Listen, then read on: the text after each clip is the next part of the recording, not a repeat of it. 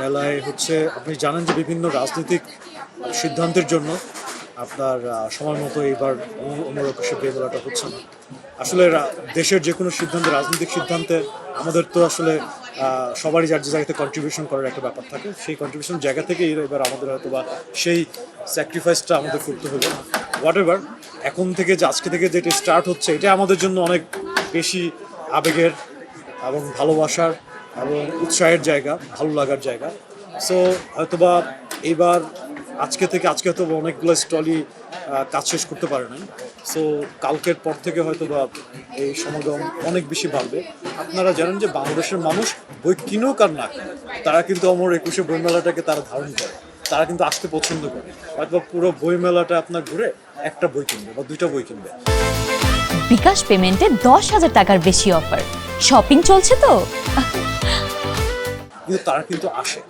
So আমার মনে হয় এবারও তার ব্যতিক্রম হবে না। হয়তো অনেক টাইম টেবিলের অনেক কিছুই আপনার রমজানের হওয়ার জন্য, রোজার হওয়ার জন্য, ওই আবহাওয়ার জন্য হয়তোবা গতবারের মতো বা আগের বারেরগুলোর মতো হবে না।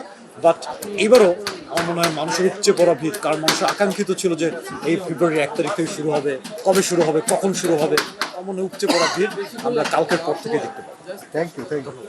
ব্যবসায়িক দিক দিয়ে চিন্তা করলে এই বছরের মেলাতে খুব বেশি প্রফিট কেউ আসলে করতে পারবে না, কিন্তু আমার মনে হয় প্রকাশক যারা আসছে তারা যদি ব্যবসায়ী এখানে, তারা আসলে বইয়ের টানে এসেছে। প্রকাশন ইন্ডাস্ট্রিকে টিকিয়ে রাখা, বাংলা সাহিত্যকে আপনার তুলে ধরে রাখা, ধারাটাকে ধরে রাখা, এই কারণে প্রকাশকের এবার মেলায় আসছে।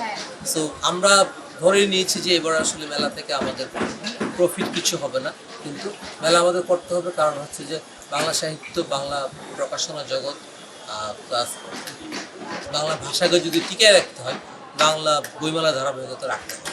সো প্রফিট ব্যাপার না, ধারাবাহিকতা। আপনার নাম? আমার নাম তবরক হাসান তবু, আমি প্রকাশক, কণ্ঠশিল্পী প্রকাশক। Thank you.